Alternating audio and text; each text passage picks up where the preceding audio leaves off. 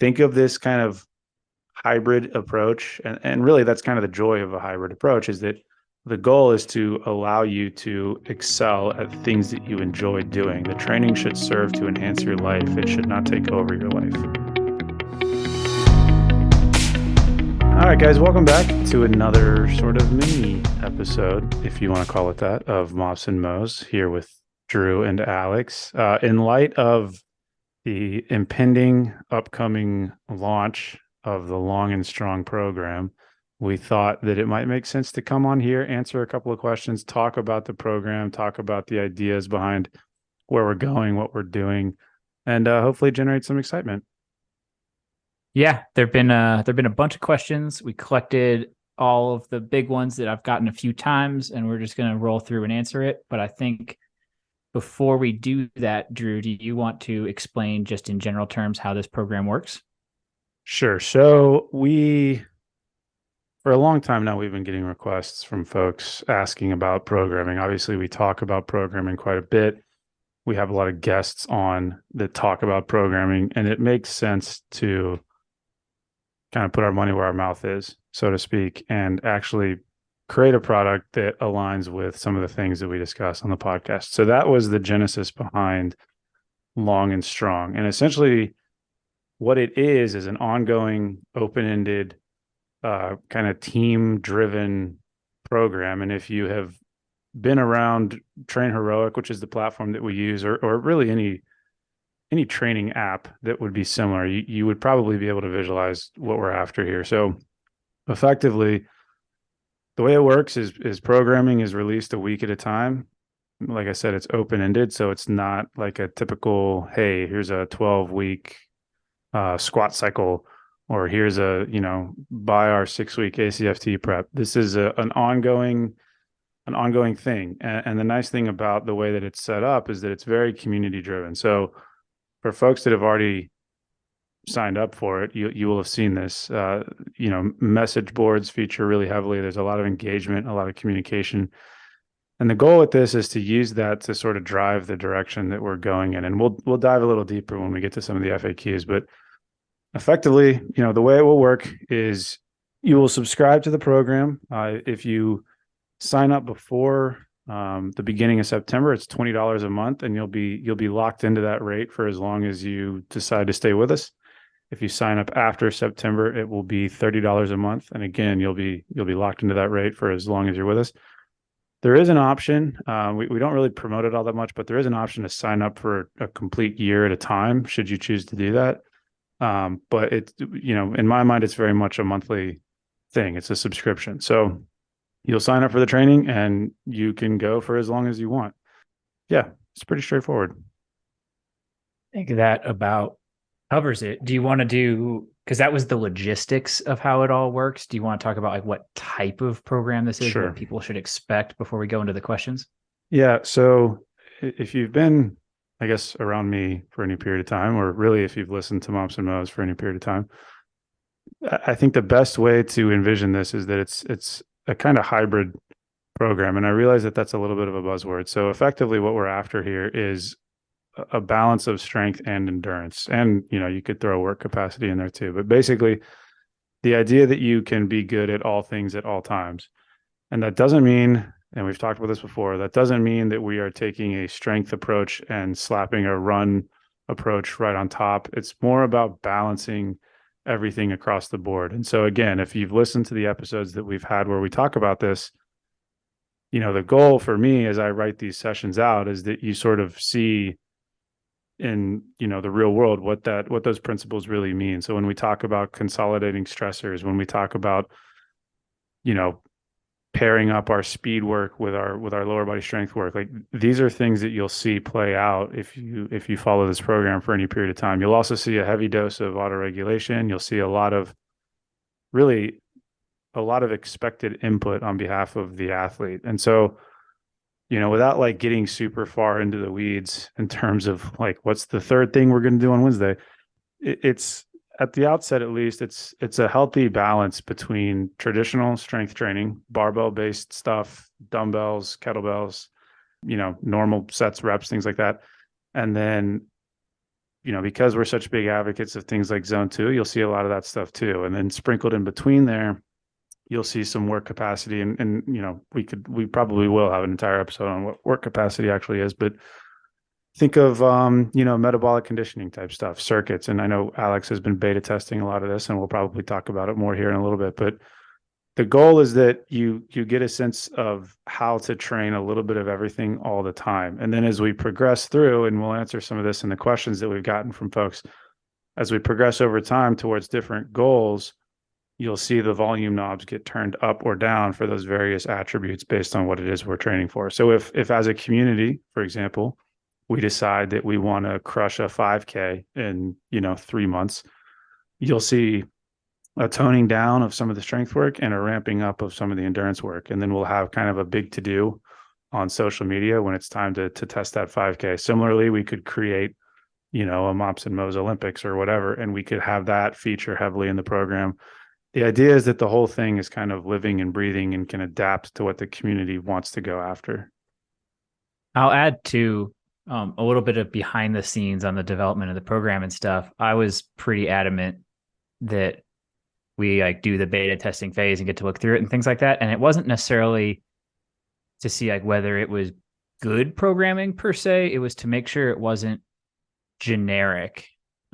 It's not hard to put together a halfway reasonable program that'll get you a little faster and a little stronger and things like that. It just ends up looking very cookie cutter if you do the buy the textbook approach to this kind of thing.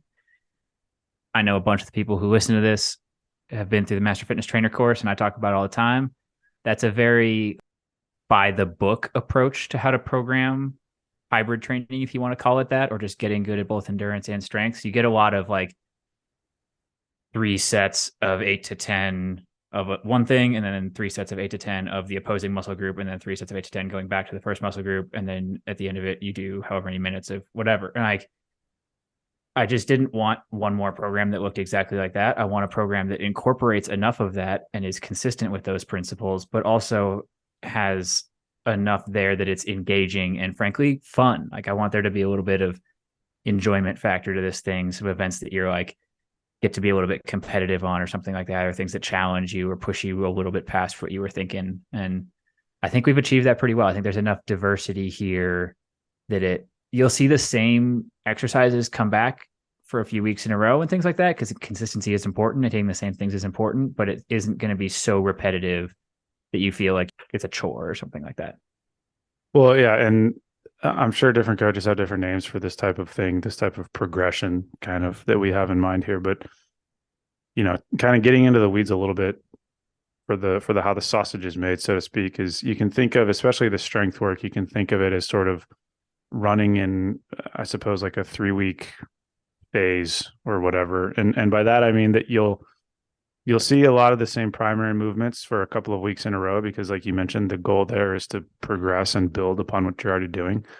The accessory work will rotate a little bit more frequently. And then sort of what I would consider the tertiary work or the part 3 or whatever, that will rotate a lot more frequently. And so again, like you mentioned, the idea there is that we eat our vegetables with the big stuff that we know is going to drive progression. And then we have a little bit of fun with the things that maybe are still important, but we have a little bit more wiggle room as far as, how frequently we need to do those things. The other thing that is really important to me as a coach and somebody kind of writing this and having done a bajillion programs in the past is transparency. And that's something that we really want to hold tightly to as we develop this program over time. I say this to every athlete that I work with one-on-one. It's my goal is to put myself out of a job. And by that, I mean, we will be very transparent with the why behind different things. We will do our best to explain all of the things. So if you're part of this community, if you're part of Long and Strong and you have access to the message boards, you have access to me and to Alex, you have questions about, why are you doing that? What does this mean? Why do you do this and then that? Why does this fall on this day versus that day? Can I incorporate, X, Y, and Z? All of those questions will be answered. There's really no secret sauce. And I hate when coaches act like they have all the tools, all the candy, and they keep it behind closed doors and you have to pay them, $99.99 for their ebook. That's not what we're about. So when you subscribe to this program and you're part of the community, like the goal is to effectively teach you how to do this. So if for some reason down the road you're not with us or you don't have access to stuff or you just need some inspiration, you've hopefully taken something from this and taken something from sort of the supplementary material, the things we publish on the blog, the things we talk about on the podcast, so that you're an informed athlete and not just a hamster showing up to the lab and running on the wheel. Well, in the spirit of transparency and making sure we're answering questions, should we dive into those? Let's do it. All right. The first few of these will be like less discussion oriented and just kind of like binary answers to questions. But the first one is how many workouts per day and how many workouts per week? So I will answer, and a couple of things to preface this. These are questions that we fielded from the Instagram community and basically our extended network. So if folks who listen to this podcast and aren't engaging on Instagram and you have questions, reach out. You can use the website. But these questions come from Instagram. The other thing is I will answer these questions based on the sessions that we have already planned out right now. And so, like I mentioned, the program will publish 1 week at a time. And I have written, as of now, to be completely transparent in the spirit of what I just said, right now I've written 3 weeks of that. And so the answers that I have to these questions, if you ask me a year from now, it might change. But for right now, to answer that question specifically, it's one session a day and it is programmed for 6 days out of the week. And bearing in mind that one of those 6 sessions is a sort of prescribed active recovery, where you can choose to either do some kind of mobility-based work or do like an easier non-impact cardio session. So short answer, one session a day, and that includes a warm-up, that includes the primary stuff, the accessory stuff. In some cases, it's more of an endurance session, obviously, and then 6 days a week, with that 7th day, that Sunday, being sort of an off day. That answers question 2 as well, because people were wondering if there was going to be any programmed active recovery. Yes. And I'll caveat that and say yes. And then sort of like, yes, again, because I think as we go, and as again, we sort of get feedback from everybody, the active recovery will be a little bit more explicitly programmed, and we may implement some more movement-based active recovery or whatever. But yeah, there are days in there that say specifically like, do this as a recovery day. Awesome. I'll take question 3 actually, because it's pretty straightforward. Are you going to share sample workouts? And the answer is yes. Frankly, by the time this episode publishes, I probably will have posted 1 or 2. They'll be on the Instagram page. I'll just like snip it out of Train Heroic and show you what a day of training looks like, so you get an idea of that as we get closer to the official launch. Well, and I also would go so far as to think that we would probably, I mean, maybe we won't, but maybe we will just sort of do that over time too, continuously, occasionally. Yeah, you got to tease sense. people. You got to give people the teaser, and then they got to come and sign up. Yeah. Speaking of giving people a teaser, and I think this one comes after the kind of pre-sale we're doing for the month of August here, but will there be any free trials? So yes, is the answer. And the reason for that is, 1, it's good, but then 2, like I mentioned, the app that we're using right now is called Train Heroic. And the way that Train Heroic sets themselves up in what they call the marketplace is that you can choose or choose not to include a 7-day free trial with the program that you write. So right now, at least up until the beginning of September, there hasn't been a free trial included, obviously, because programming hasn't launched yet. We just have that early bird special, that $20 special sitting there for folks that want to jump on board early. Once it launches and it goes up to $30 a month, I will activate that 7-day free trial. And then, when you're on the marketplace and you're looking at Long and Strong, you'll be able to see a sample week.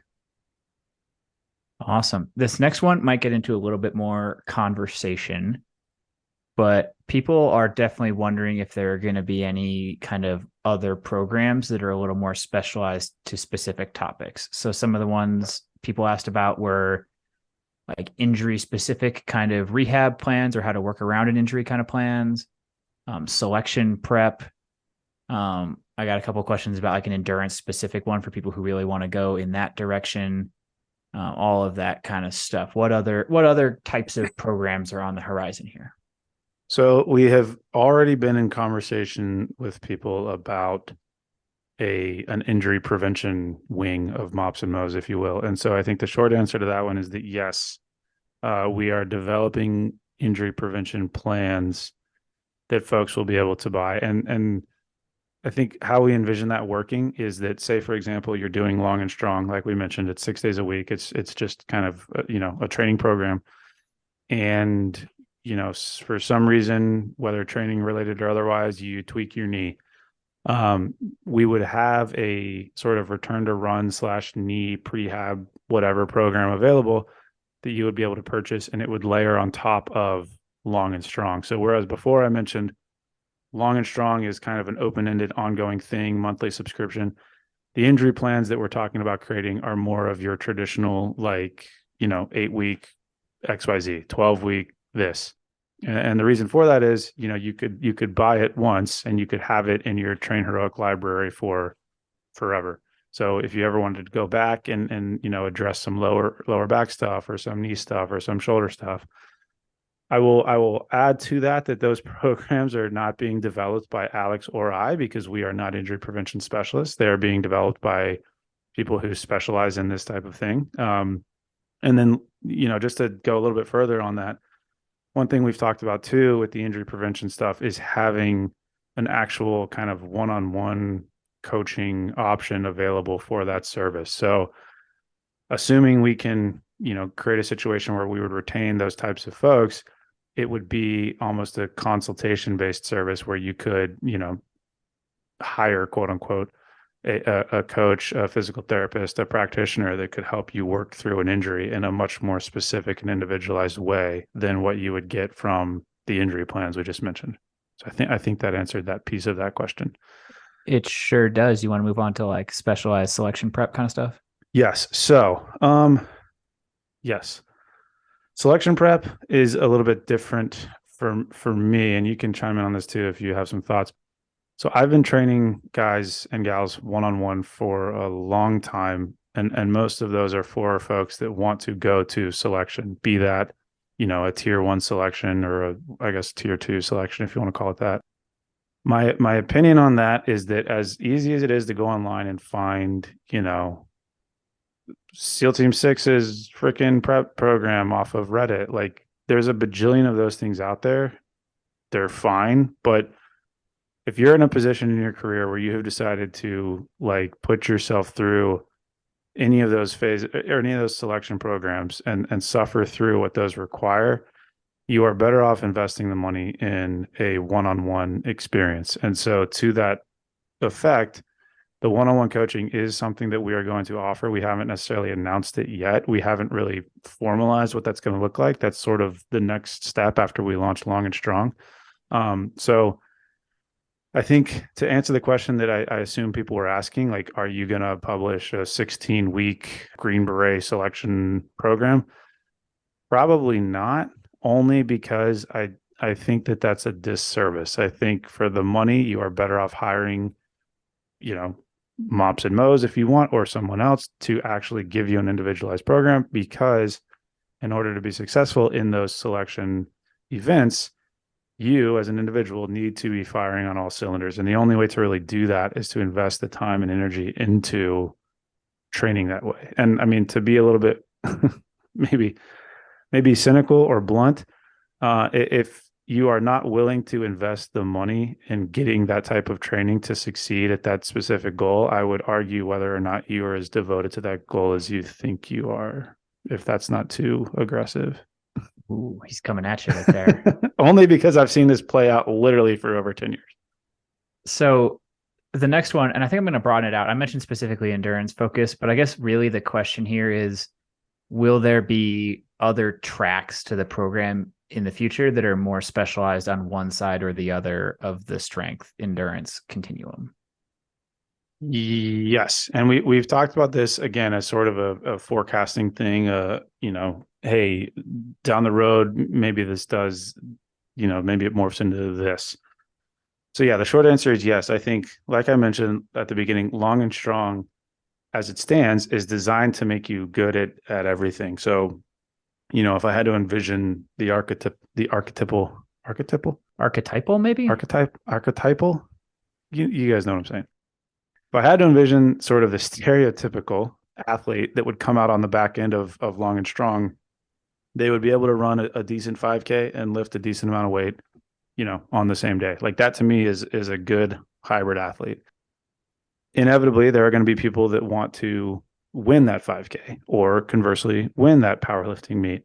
And so I think what we will end up doing as the community grows is create branches of long and strong. So it would still be that subscription-based open-ended program. It would just be biased one way or the other towards those different goals. You would still see, for example, on the endurance-focused track, you would still have lifting involved. It would still be quote unquote hybrid, but it would be more specific to folks that have an endurance goal. And the alternative is kind of like with the injury plan stuff. Like you could create a 12-week 5K plan, but again, I go back to the conversation around like there's a million of those out there. I would rather educate somebody on how to combine different types of programs than just create a bunch of arbitrary ones. I dig it. I think that comes back to the overall theme of like creating autonomous athletes to a certain degree, of like giving them taste of it. And if they want to go really specialized, there's always the one-on-one option. Mm-hmm. So next question, we've had a few on this front. And actually, just before we got on to record this, we were talking about another podcast episode dedicated to this topic entirely, so we don't have to go too far down the rabbit hole. But will this program include rucking? Yes. Yes, it will, but it will not be a rucking program. And what I mean by that is if you are coming at this and you're not in the military, or you don't need to ruck, or other end of the spectrum, you're in an organization that already does rucking and you don't really have a way out of it. I will shy away from explicitly programming just rucking. There will always be alternatives to that. So, for example, most of the volume type endurance-y stuff happens on the weekends because logistically it's easier to do that stuff on the weekends. And so you might see, 75-minute ruck or 60-minute run or 45-minute swim, whatever. I mean, like, hopefully you get the idea. Like, different things will be available. You'll have a menu of options. One of those will be rucking. And to go with that too, I think there's always a degree of autonomy that you have when you're executing this program. We're not going to be there over your shoulder making sure you're doing it right or anything. So if you have a ruck based event coming up that you want to prepare for, you certainly have the freedom to make the decision when you're looking at the conditioning that's programmed and saying, hey, maybe for me, running isn't the right modality on this particular day. I think I'll swap it for a ruck. That would be fine. And that's essentially just auto-regulation, right? You're making an adjustment based on what you need at your particular situation. Well, and I'm glad you mentioned that too, because I think we glossed over that. I should have been more explicit early on about, logistically the way the program is set up. So it's hard to be as individualized with a group-based program like this. Inevitably we have to appeal to the masses because the masses is who is signing up for this. And so my goal as the person writing most of these sessions is to, create what I like to call, and I think we've maybe talked about this before, is create constraints. And so what that tends to look like is you might see, for example, a back squat programmed on your app, but within the comments around the exercise, I will provide for you different options, different things you could do instead. Maybe it's a front squat, a split squat, whatever. Similarly, like we mentioned with the rucking, you might have a run day, and then I give you some alternatives. And then the other thing too is a lot of that will play out in the commentary that the community provides. So again, the nice thing about the way Train Heroic sets this up is you will be able to not necessarily see what everyone else is doing unless we decide to toggle that feature on, but you will be able to engage with people to ask about alternatives, ask about scaling. If I miss something for some reason and you have a question, you could throw it out to the community. It's almost like a forum. You can throw it out to the community. They could provide you an alternative. So my goal is to, instead of telling you what to do, is just give you an idea of how to do it. And then within that, you can navigate. So if you do need to scale something because you either don't like a movement or you don't have the equipment, it should be obvious to you how to do that if I do my job well. So I think, we've kind of answered the rucking question and expanded a little bit on the autonomy piece. The goal is for there to be as much of that as possible. while still adhering to the fact that we do have to appeal to, so many folks. Awesome. I think the answer to this one is relatively self-explanatory. And at the end of this episode, I'll talk through my experience beta testing it because it's relevant. But can this work as a second program if, for example, you're somebody who is also doing unit PT or also doing training for some other specific goal? Yeah. I mean, sure. It could work as a third or fourth program if you're a maniac. I will tell you, when I write it, it is designed as a standalone thing. If all you do is long and strong, you will be fitter than you are now. If you are locked into unit PT and you can't get out of that, like I was just talking to a guy today who has to ruck on Thursdays because his unit rucks on Thursdays, then, inevitably, yes, like you will have to figure out a way to weave that within what we're already doing. And we can talk about some of those strategies, but it could work as a second program. If you are the type of person who layers programs, I would encourage you not to do that. And you could reach out to us if you want some ideas or some inspiration as to how to better structure your approach to training. I dig it. Like I said, I'm doing this program and some other things, so I'll talk about it when we get to the end of this and I talk about how beta testing's going. Well, actually, since I mentioned it, I'll dive a little deeper. So the person that I mentioned who is forced to ruck, maybe not forced, but like, hey, gets to ruck on Thursdays. If you have read on our blog the post that I put up quite a long time ago about sort of the core principles, I forget what I titled it, but the principles of tactical strength conditioning or tactical training, this program and the way that I program adheres to all of those. And one of those is this idea called flexible periodization, which maybe I made it up, I don't know. But effectively what that means is when you log on to Train Heroic, because of the way that the system is built, I have to build programming on a calendar, Monday, Tuesday, Wednesday, Thursday, all the way through Sunday. Like it has to sit on the calendar, but you can move those sessions around. And the document that comes with the program will show you how to do that using the swap feature that Train Heroic has. So for example, if you're concerned about this program conflicting with things that you aren't able to get away from, like that Thursday ruck, you could move the Saturday long cardio piece to Thursday, and that ruck could stand as that session. And then the session that you had programmed for Thursday could move to Saturday. So you'll have that ability to move things around. And I build the sessions in such a way that like they're self-contained. So you can do that to an extent.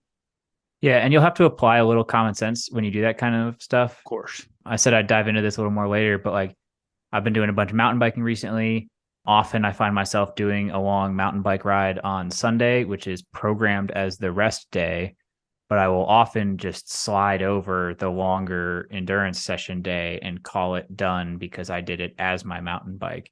Now it's not, the mountain bike might be longer than whatever you programmed, and I might not have stuck to the intensity you programmed and things like that. So it's not exactly what the program said to do, but it would be a little bit redundant. I mean, eventually, if I'm getting up to more volume tolerance, I might do both and things like that. But you have to make a reasonable decision based on your current level of fitness and the other demands on your time and all those kinds of things. Yes. And to that point, having just moved to Colorado, mountain biking is now a big part of Alex's life. And so much so that he doesn't talk to me as much as he used to anymore. And we're working through that. Our relationship is just fine. But having said that, I have seen this a lot and I have experienced this a lot where, coaches build a program and they think that like that's your new hobby is their program. I will tell you unequivocally with Long and Strong, that is not the case. This is designed to supplement what you like to do in your normal life. So like if you like to mountain bike, freaking go mountain bike and like the programming will be fine. Like you will not lose out because you decided to go mountain bike. So again, think of this kind of hybrid approach. And really that's kind of the joy of a hybrid approach is that the goal is to allow you to excel at things that you enjoy doing. The training should serve to enhance your life. It should not take over your life. Good timing about it being a hobby. I got this question a couple of times. Is this CrossFit? No, it's not Well, depends on what you think of when you think of CrossFit. Like if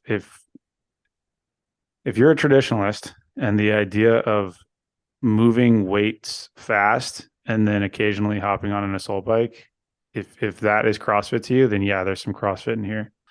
If your version of CrossFit is muscle ups and handstand push-ups and rebounding box jumps, no, you're not going to see that. So sort of like there's metabolic conditioning, there's work capacity, and it's actually funny. So as an aside, somewhat, when I first started working with special operations, I was programming, in the traditional kind of superset vernacular. And what I mean by that is, 3 sets of back squats and, superset with 3 sets of whatever. And interestingly, what I noticed was that because so many of the guys that I worked with were coming from a CrossFit background, a Jim Jones background, whatever, when I changed it from sets to rounds, literally just changed the word from sets to rounds, like compliance went through the roof. And all of a sudden it was like the sessions were cool and literally nothing changed except I changed the word sets to rounds. And so you might see that sometimes and you might think to yourself, holy shit, I'm doing CrossFit. You're not, you're just doing training. So the short answer is no, it is not CrossFit. It is, again, what I would consider kind of a hybrid approach to training, which basically means you're going to be doing a little bit of everything. Maybe thrusters, even though I freaking hate thrusters. Well, I mean, I don't think CrossFit owns any specific movements, and it's kind of frustrating how people talk about it in certain ways. I know 3 weeks into beta testing, I haven't seen any kipping at all. And like I you don't said, think I've used the word WOD either. Nope, has not appeared so far. That said, there will be moments where, like, if you're on the lookout for CrossFit, it might feel like you're doing some CrossFit-y stuff. Once in a while, you may do a burpee or two, things like that. And like Drew said, there may be some sessions where you're doing both a cardio modality and a resistance modality. But I don't think it'll look a whole lot like what CrossFitters would expect when they go into a gym. Maybe sometimes it gets a little bit of that flavor. Well, and like, who's to say we don't, as a community, do like Murph around Memorial Day? Like, it's True. fun. A lot of people do that. Cool. Is that CrossFit? I don't know. What I will tell folks is that if you're curious about the thinking and the methodology behind the work capacity piece of all of this, which is where I would kind of cage this question, I just put up a blog post, I think last week about, or maybe the week before, about work capacity and my thoughts behind it. And it was something that I wrote a couple of years ago. I mentioned it in the intro to the piece. But hopefully it gives you an idea of where I'm coming from when it comes time to program the work capacity stuff. And I assure you it's not pulling a bunch of random exercises out of a hopper. And I'll definitely share that again because I think that was a pretty useful article that helps give a little context. Thanks.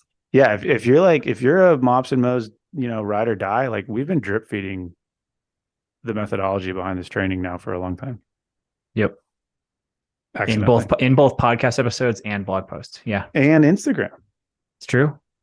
Like when I talk about this a lot, but like when Alex worked out in tights, like that was a preview of what's to come. Here we are, long and strong. I'll drop some more of that content soon to help advertise the program. Please don't. So next question, and I'll ask, it's kind of the same question, kind of not, but I'll ask it in 2 different ways because I think that's a little bit helpful. Version 1, is it periodized? Version 2, does this program have specific phases? Does it have base, build, peak, taper kind of stuff? Or are there going to be phases where the training focus changes? Yada, yada, yada. Is it periodized? No, not in the traditional capital P sense. And what I mean by that is like, we're not going to just arbitrarily train for 3 weeks and then deload for a week and then increase our percentages and train for 3 weeks. Like that's not, hopefully if you've listened to us for any period of time, you understand that we believe that stuff is largely bullshit. The other reason that it doesn't necessarily follow that type of approach is because, again, it's a group-based, community-driven thing. And so for lack of having a singular event that every single one of us is training for, it's kind of impossible to have everyone follow, a peaking, tapering, base building, whatever. Now, that does not mean that it's random. There are phases. And what I mean by that is the way that I program, and if you've worked with me one-on-one, you will know this. Like I will program a week for you, and then based on how you do that week, we'll inform the next week and the next week and the next week. And then when it comes time to wind things back again or back a bit, because we've sort of maxed our adaptation to that collection of training sessions, hey, boom, we'll call that a phase and we'll move on to the next thing. And in a lot of ways, this group-based, training plan follows that same structure. So for example, right now at the beginning, at the launch of this thing, we've kind of got all the volume knobs sitting at the same place. Like there's an equal dosing of endurance and strength and work capacity, and we'll run that for a while and it'll be good. And then if we decide, like I mentioned, as a community that, we're getting into winter and we want to train for, I don't know, I used the 5K example earlier, so I'll use that one again. If we decide, hey, we're going to train for a 5K, then that phase of the long and strong program will become more endurance based, and the goal then is that on a particular day on the calendar, and we'll announce this on social media, we'll talk about it on the podcast, I'll talk about it on long and strong. As a community together, we will work towards that event. So in that sense, there are phases to it, but it is not periodized because I have not sat in some secret cave and planned out 4 years of training. I'm not going to tell you that, 17 Tuesdays from now, we're going to squat for 5 reps at 85%, because I think that's a stupid way of programming training. And it's not what we're going to do. So hopefully that answered it without getting too triggered. No, I mean, you're clearly a tiny bit triggered, but I'll Sorry. layer in there just a tiny bit. We talked about autonomous athletes and things like that and auto-regulation. And there may be times when you need to phase it on your end a little bit. Maybe something's coming up that you want to be feeling really fresh for. So you do some version of a deload by dialing back either the intensity or the volume for the week leading into it. And you make that decision and you just execute that on your own, or you adjust session, whatever it is. You can play with that on your end. And I would encourage that for certain things, right? Like if you have an ACFT coming up that's going to be really important for a promotion that you're worried about and you want to squeeze out a few extra points, consider something like that. Drew talked about a 5K. If you got a race coming up, or if you got a marathon coming up or something like that, you might want to play a little bit with what you're doing.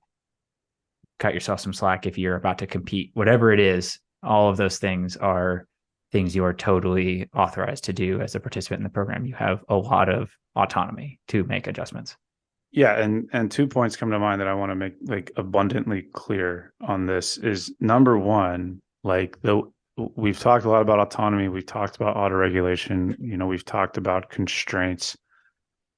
The idea with long and strong is that you can jump in and out of it whenever you need to. And I don't mean that to say like keep subscribing and unsubscribing, but if you think of a traditional strength training program that gives you like, hey, this is a 12-week squat cycle. And if for some reason, because of life or your job or whatever, you can't complete a week, say you go on vacation, a program like that is not designed for you to then jump back in a week later because, assumedly you missed last week's quote unquote progression. And here you are a week later having not trained, but yet you're supposed to be increasing everything because that's what the program says. That's not the way that long and strong is written because of the use of things like rep ranges and RPE. And on the endurance side, again, sort of the same concept with autoregulation. If you can't complete a week because of work or life, or you miss a day or whatever, like you're fine. You can jump back in the following session. And because of the way that the constraints work, the way that the program is written, you will complete whatever you can complete at an intensity or a volume level for that particular day. So that's kind of the first point I want to make. And the reason why I get a little bit triggered when people ask if it's periodized, because I think what they're envisioning is like, are we going to go through a 12-week, cycle with our percentages increasing and our reps decreasing and whatever? Like, no, you're not going to do that. We will, like, inevitably RPE might go up, reps might go down. Like we will work you towards progression, but we will do it in such a way that you're not like locked into a thing and you can never take a break. The other piece I'll add, we've talked a lot about community, transparency, access to us. I think it goes without saying for both Alex and I, like the fact that people are willing to give dollar bills to us to do training, like says a lot and means a lot. And so as part of that, like if you're doing long and strong and you have a question about, hey, like I got an ACFT coming up in 3 weeks, or, I want to do this 5K for Thanksgiving. How do I make that work with the program? Like, I'm not kidding. Email us, like ask us. We will answer those questions. Like I'm kind of standing by on long and strong to answer those questions. I don't want people to sort of get lost in the sauce and think that we're not accessible. So until it starts to take up more of my life than I want it to, like we'll be as accessible as we can to help folks navigate this in such a way that they can layer in some things that they want to do on the side. And I will say too, I pulled up Train Heroic while you're talking, looking at the calendar, and there's a button to message the team, and I already see people in there like sending messages announcing they're looking forward to getting started and all that kind of stuff. That will be an active forum for people who are on the program to share how they're doing. If something looks weird in the program and they think it might affect other people, they can drop it in there. If you want to share your results and get a little competitive, whatever it is, there's a place there to have those conversations too. Right. And on that point too, and I know we've like hammered this question to death now. One of the features that Train Heroic has that's really nice is the leaderboard feature. And the way that works is basically if, like, I keep using the 5K example. If we decide that, we're going to test a 5K in 4 weeks, when it comes time to do that, we can toggle that leaderboard feature. And as folks complete that event, you'll be able to see across the entire community, who's done what, who's winning, like, where do I stand next to everybody else doing this? So there will be that component of it too. And I think that gets back to the phases of training leading into that, we'll call it leaderboarded event. We will have built sessions designed specifically to help you succeed at that thing. All right. Next one, I'll give you a chance to answer, and then I'll answer it based on like my experience actually beta testing it. But what would you say are the equipment requirements to execute this program? To do it as written with no changes whatsoever, you would need your basic setup, like a barbell, obviously with some weights, a bench, the ability to do pull-ups, dumbbells and or kettlebells. I would encourage people to have access to some kind of cardio implement, ideally a non-impact cardio implement, so like a bike or a ski erg or a rower. If you had all of those things, I think you would be totally fine. If you don't have any or some of those things, you will also be fine. And again, if I do my job well, I will include, for example, if I program a work capacity piece that has a ski erg in it, understandably, not everybody has access to a ski erg. So I will include in there some alternatives that you can use. And, if, for example, I have a 500-meter row and you don't have a rower, you will, again, hopefully, if I do my job well, you will see, a substitute, a 400-meter run as an example. So access to basic equipment should get you most, if not all of the way there. I'm not going to be the asshole that programs like a stone lift and assumes that everybody has access to a heavy rock. It's pretty generic as far as equipment goes. And then if we need to make substitutions, instructions will be there to help you with that. I would agree with that 90%. Uh-oh. Basically, for all the strength sessions, as long as you have barbell, rack, dumbbells, and or kettlebells, because you can pretty much interchange those in most cases, you're good to go for most of that. And like you said, it'd be ideal to have some like low impact or non-impact cardio modalities for when those are mixed in. But if you really had to do all of it as running, you'd probably be okay too. The only one I've run into so far that I haven't had access to the equipment to readily available at the place I train is some sled work kind of stuff, where you kind of need turf and or grass and a sled you can push. But that's one where you can make some substitutions if you have to. So as long as, I ended up doing it with a hallway basically, and just you don't have a sled to push, so you have to pick an exercise alternative that fits in there nicely. But those are pretty straightforward substitutions to make. Yeah, and the other thing too, again, sort of a shout out to Train Heroic, is you have the ability on the app to swap exercises. And when you do that swap feature, you literally have access to the entire library of exercises. So you could feasibly swap a back squat for a bicep curl. Like I wouldn't necessarily encourage it, but you will have that ability. But like I said, ultimately my job as the one writing this is to include instructions on what I would recommend you swapping things for. And this is another kind of plug for the document that will come with this program. And for context, what I mean by that is when you have access to Long and Strong, at the beginning of each day, you'll have sort of instructions on what the intent of the day is. And then you will also have a link to a Google Doc, which is the document explaining just about everything related to the program. What is autoregulation? What is RPE? What are some pretty generic exercise swaps, things like that. And it's a living document. So as we get feedback from the community, as the program grows, we will add things to that. So that, again, will be another resource you can use to help drive some of these substitutions. Awesome. I did get a question about, is this doable during PT hours? Like, are the workouts of a length and style that you could do it as your PT if you have the autonomy to do so? And I'll kind of answer it from my perspective before I hand it to you, Drew. One, I think I haven't run into a session yet where if you are just where, like, in every case, if you're staying on task and just kind of focusing on getting the work done and not messing around on your phone between sets and stuff like that, you can get them all done in an hour. I think I might have ticked slightly over an hour in a couple cases, but that was usually because I was feeling bad for myself before doing the work capacity session at the end because I knew how bad it was going to suck. Texting me telling me to shorten it. But those are pretty straightforward for getting it done in the time. The only issue I would potentially have, like, if you are planning on doing this during PT hours at an on-base gym at a place where lots of other people are trying to work out during PT hours, you may have some issues securing enough like space to do some superset kind of stuff, or like getting back to a rack if you give it up because somebody's already taken it or something like that. Those are the only things that would make it slightly limiting. But if you're doing it somewhere that's not crazy crowded, or you're doing it in your garage or something like that, yeah, it'll absolutely work within those timeframes. When I write sessions out, I think on aggregate, they usually end up being about an hour, sometimes less.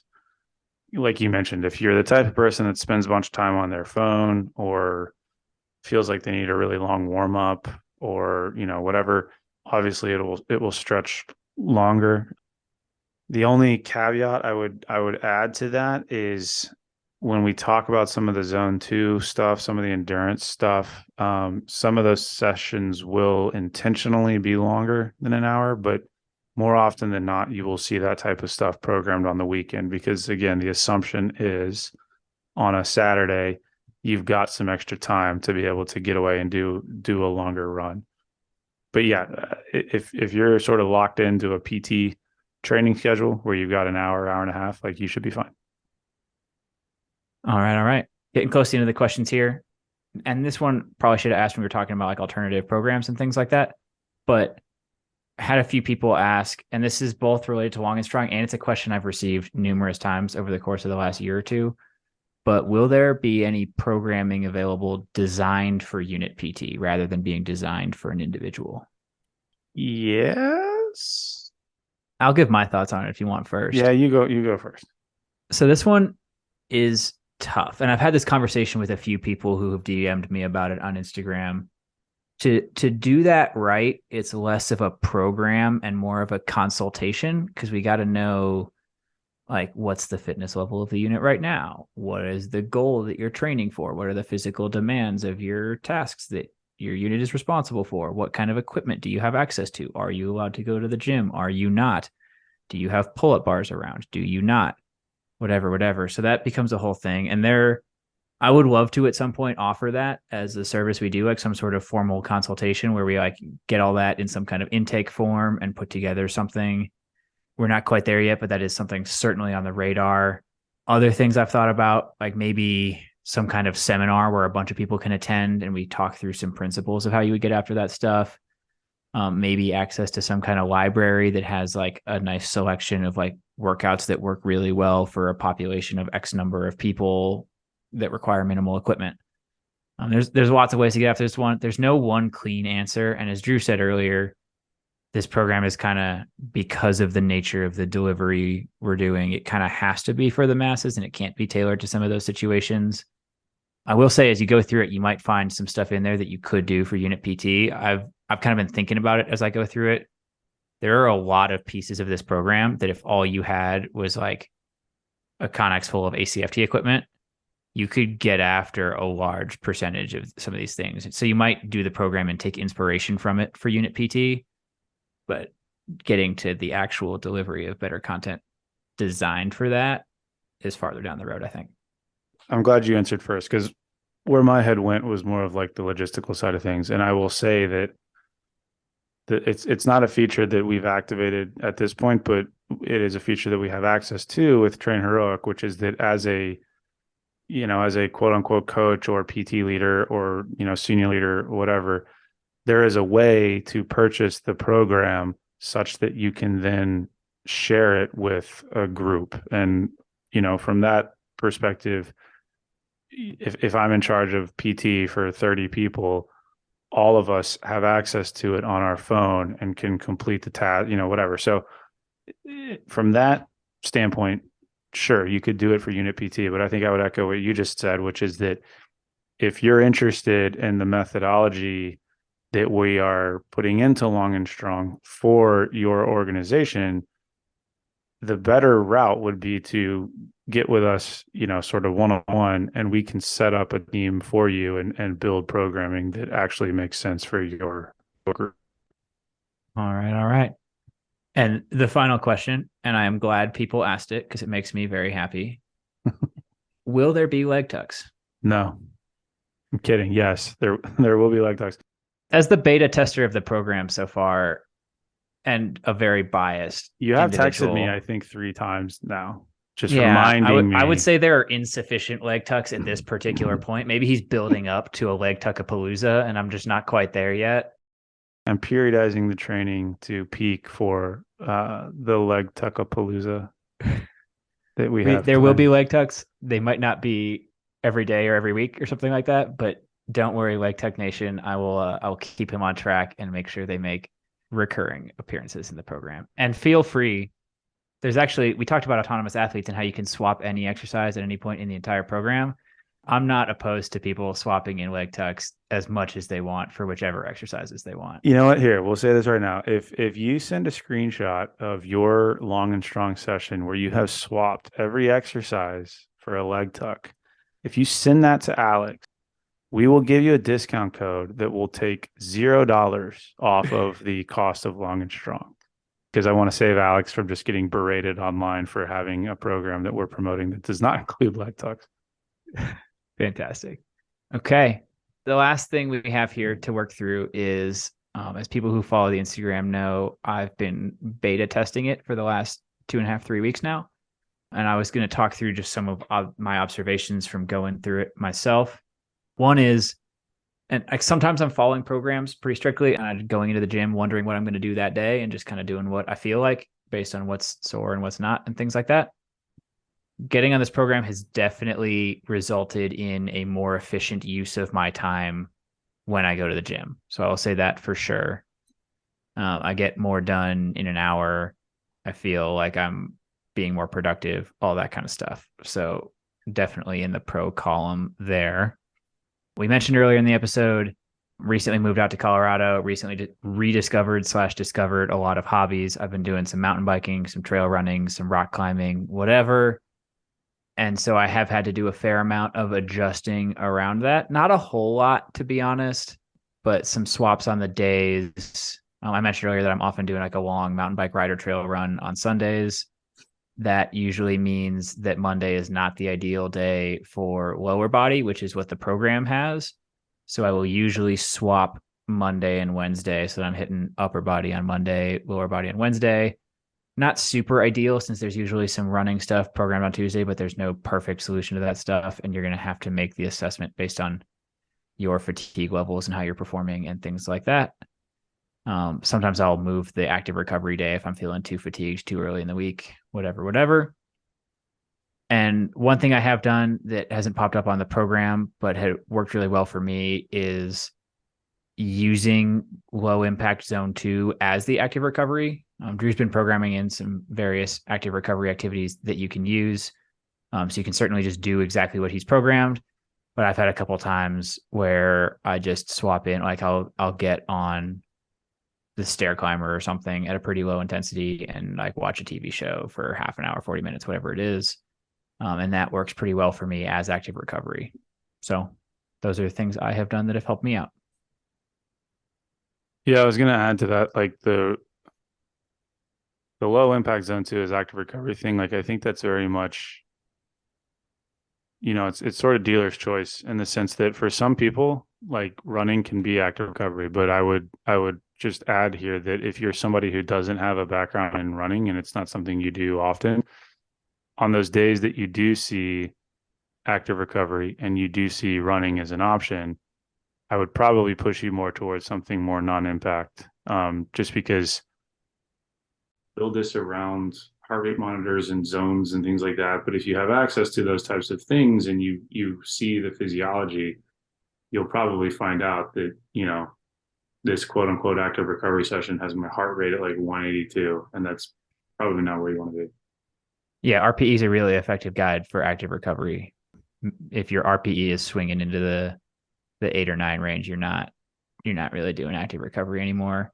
And there's a whole conversation around like you can be at a low RPE and still be like loading extra impact on your body that you might not need. So if you don't have a pretty good base like volume tolerance for lots of running, or if you're also doing rucking or also things like that, that's just more reason to think carefully about whether or not low intensity running is actually active recovery for you, or if it's just layering on additional stress. Hmm. All right. Does that cover it? Yeah, I think so. I think my microphone broke too while we're sitting It here sure talking. did. Yeah, it broke right before I started talking about my experience. If I sound weird, then that's why, He'll fix it before the next episode, I'm sure. hopefully. Well, cool. Hopefully, this answered some of the questions people have about long and strong, and they know what to expect a little bit better. As always, if you got further questions, you can always slide in the DMs, shoot us an email, fill out the form on the website, whatever you want to do. Enjoy.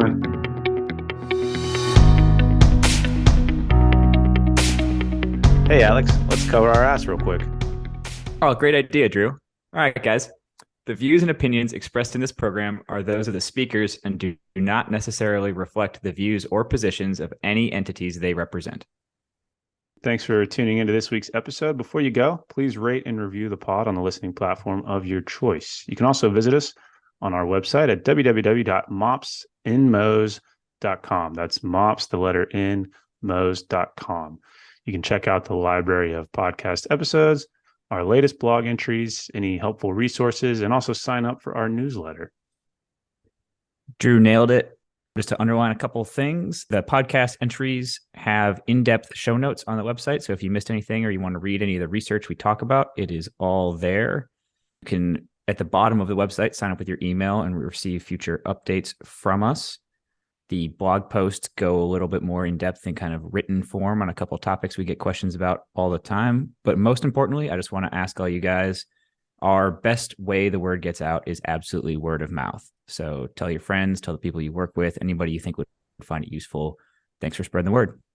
If you have any questions or comments, feel free to shoot us an email at either Drew or Alex at mopsinmos.com. Or there's a contact form on the website.